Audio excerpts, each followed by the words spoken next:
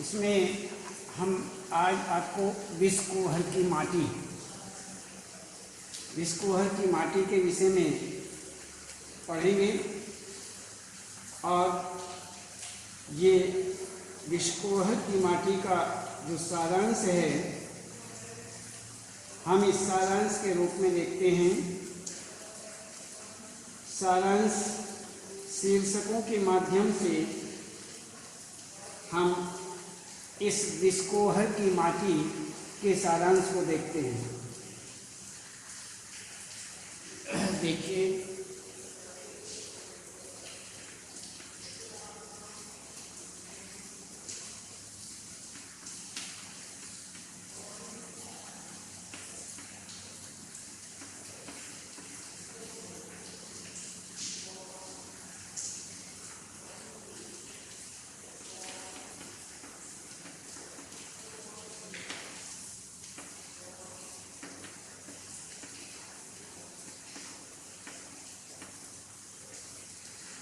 चिपक कर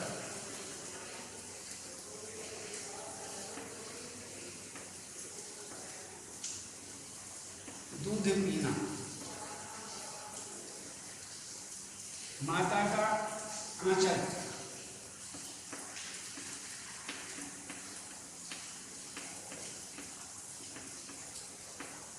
आंचल,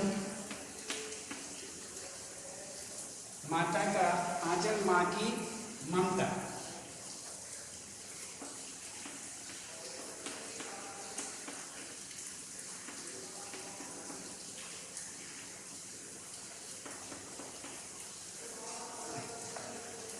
इसमें विषनाथ का दूध छोड़ना,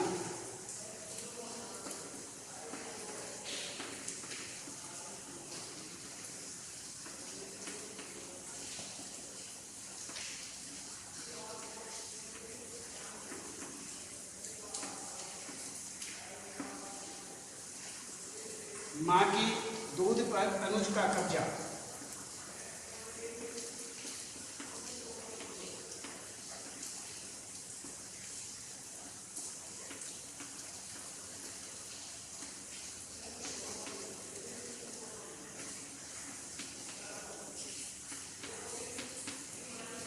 अनुज का कब्जा, असली फूलों का संसार,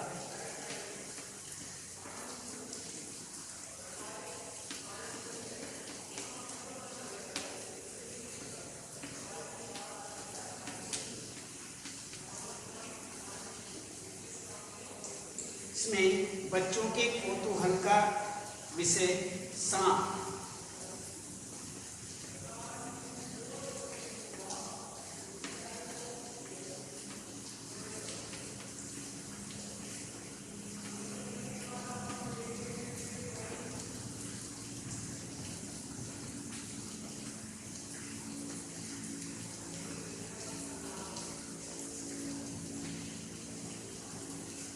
इसमें आगे कहते हैं गर्मी की बहार,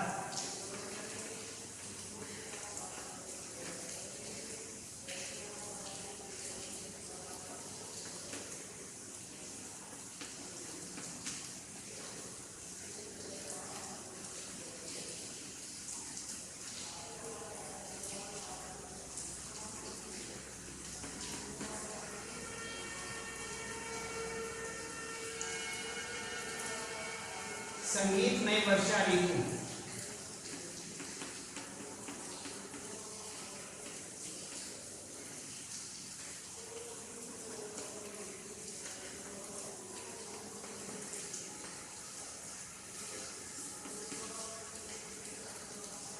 शरद का आगमन,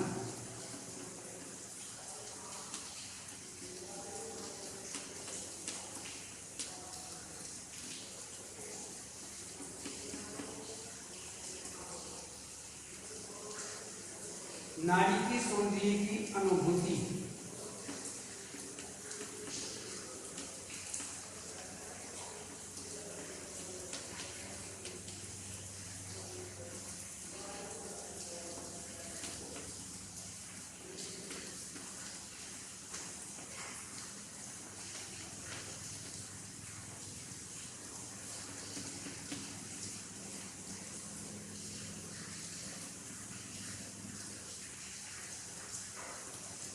इसके बाद सबसे अच्छा गांव बिस्कोहर।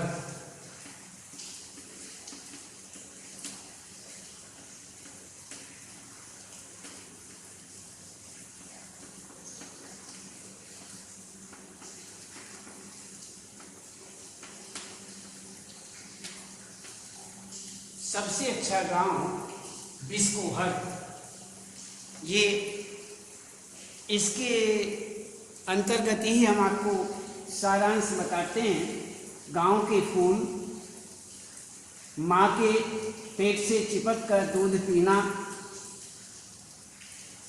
माँ के पेट से चिपक कर दूध पीना,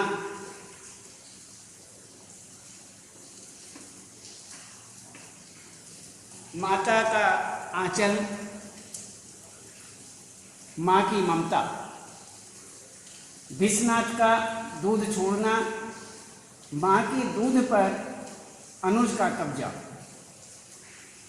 असली फूलों का संसार,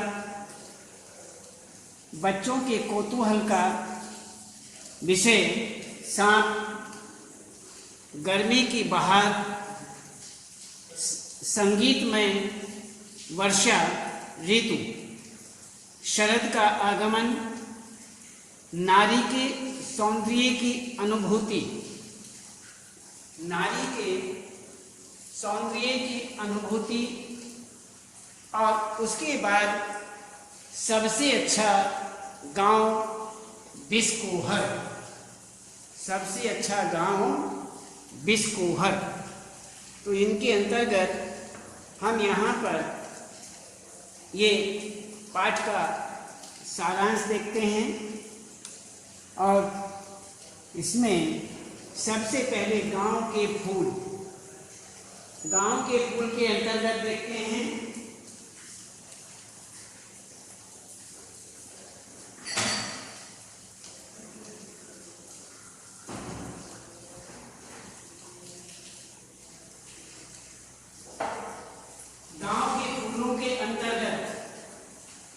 इसमें माँ के पेट से चिपककर दूध पीना, माता का आंचल और माँ की ममता इसमें बताते हैं। तो यहाँ पर सबसे पहले गांव के फूल, गांव के फूल बिस्कोहर। गांव के पूर्वी टोले में कमल पुष्पों से भरा एक पोखर, तालाब और वहीं आसपास लेवड़ी ताल नामक एक बड़ा सा कमल तालाब है। गांव के भोज के लिए इन्हीं तालाबों से कमल पत्र तथा अकाल में कमल के नाल, जिन्हें हम कमल ककड़ी कहते हैं, कमल नाल होते हैं। और तो जब अकाल पड़ता है, अकाल में कमल के नाल लाए जाते हैं। शरद ऋतु में गांव के गड्ढों का पानी समस्त उत्तर प्रदेश में पाए जाने वाले सुगंधित पुष्प कुमुद से भर जाता है। इसी ही ऋतु में तालाबों में सिंघाड़े भी आते हैं। सिंघाड़ा एक फल ही है और वह बहुत अच्छा होता है, पानी में पैदा होता है। पानी में बेल होती है और उसमें वह पैदा होता है। तो इसी प्रकार से यहाँ पर सिंघाड़ा भी आते हैं, जिनके सफ़ेद पुष्पों से गंध मिश्रित मधुर ध्वनियाँ निकलती हैं। हर श्रृंगार के फूल खिलने का भी यही मौसम होता है, जिसे पितृपक्ष के दिन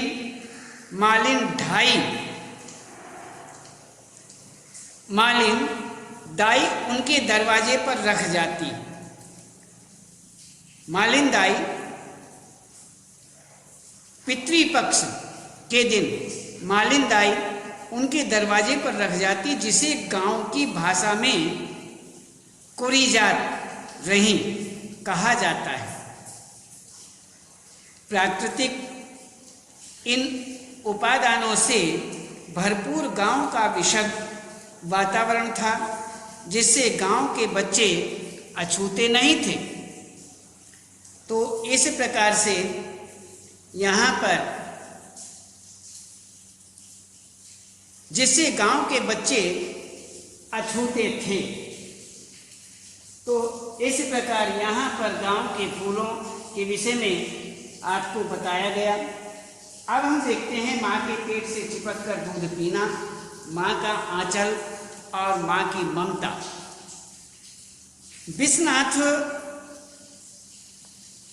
विश्वनाथ लेखक है, जिसे विश्वनाथ यहाँ पर भाषा के अंतर्गत वहाँ की भाषा के अनुसार विश्वनाथ कहते हैं।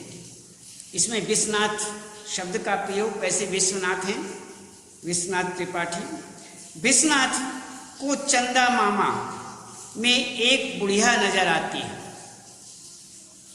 जो उसे बच्चों की दादी की सहेली लगती है। माँ अपने आंचल में छिपाकर बच्चे को दूध पिलाती है। चांदनी रात में खटिया पर लेटी माँ के पेट से चिपका हुआ बच्चा माँ के दूध के साथ साथ चांदनी भी पीता है।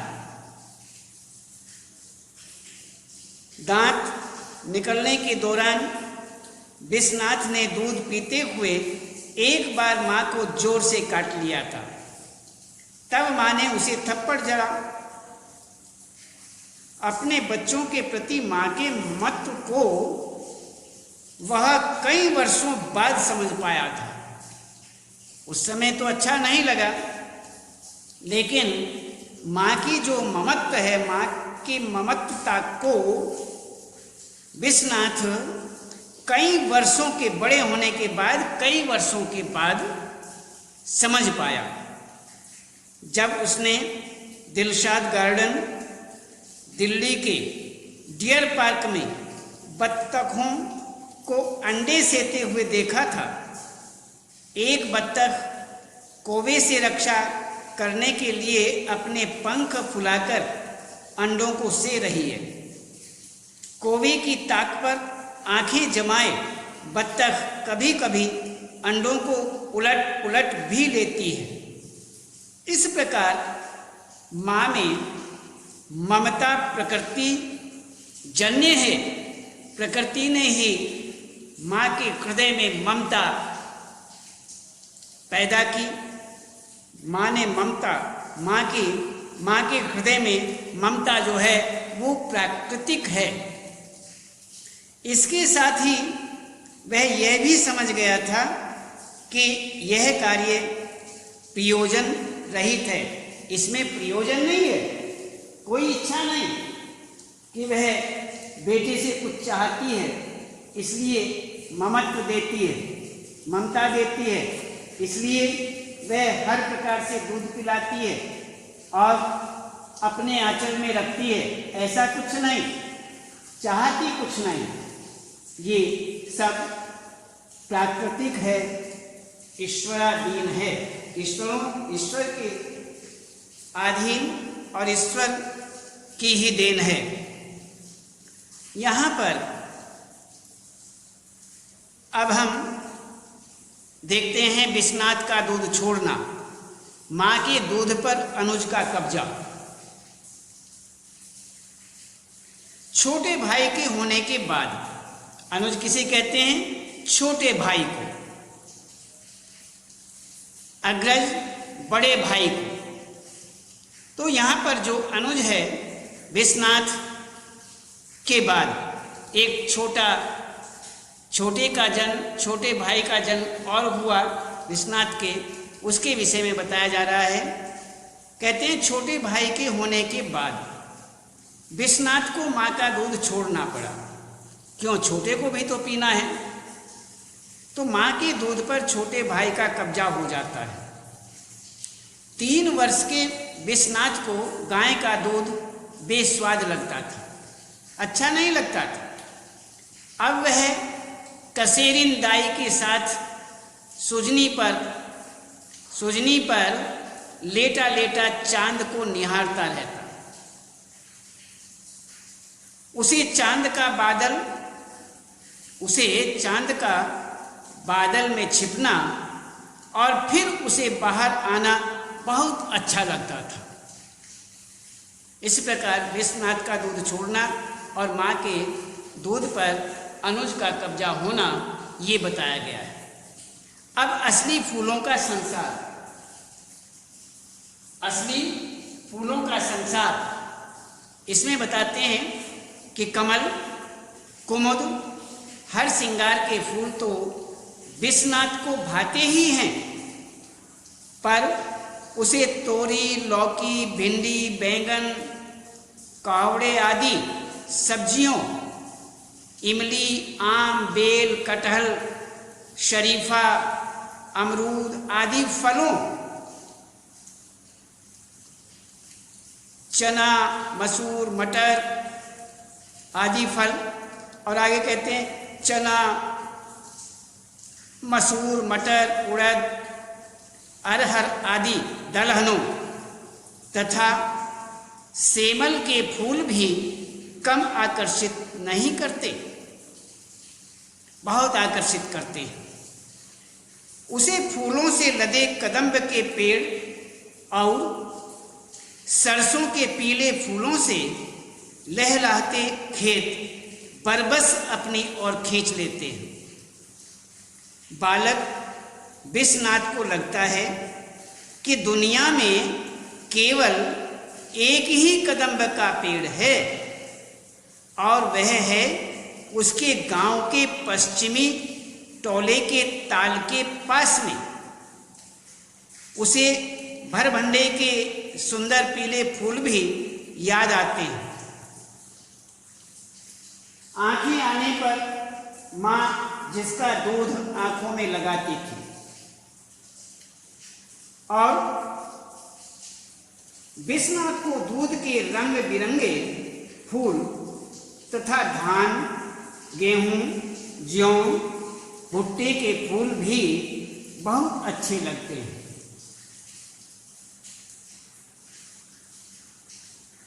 फूलों के सौंदर्य से आकर्षित होने वाले लेखक ने विभिन्न प्रकार के फूलों के उल्लेख वाली नवल शुक्ल की कविता फूल खिले खिले फूल की पंक्तियों को भी उद्धृत किया। इस प्रकार से यहाँ पर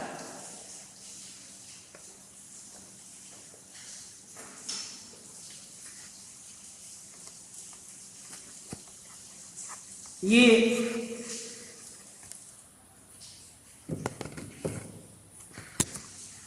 इसमें असली फूलों के संसार के अंतर्गत ये बताते हैं कि जौ, भुट्टे के फूल भी बहुत अच्छे लगते हैं। फूलों के सौंदर्य से आकर्षित होने वाले लेखक ने विभिन्न प्रकार के फूलों के उल्लेख वाली नवल शुक्ल की कविता फूल खिले खिले फूल की पंक्तियों को भी यहाँ पर उद्धृत किया है।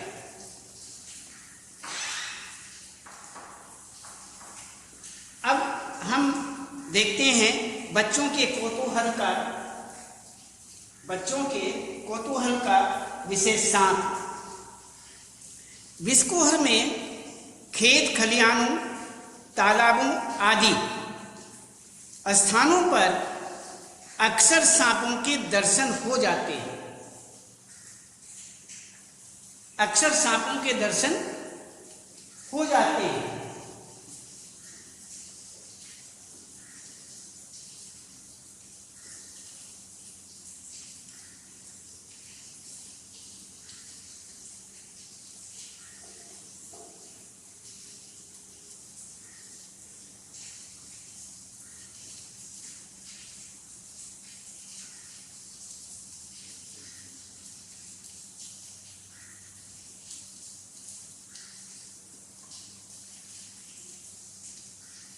इसमें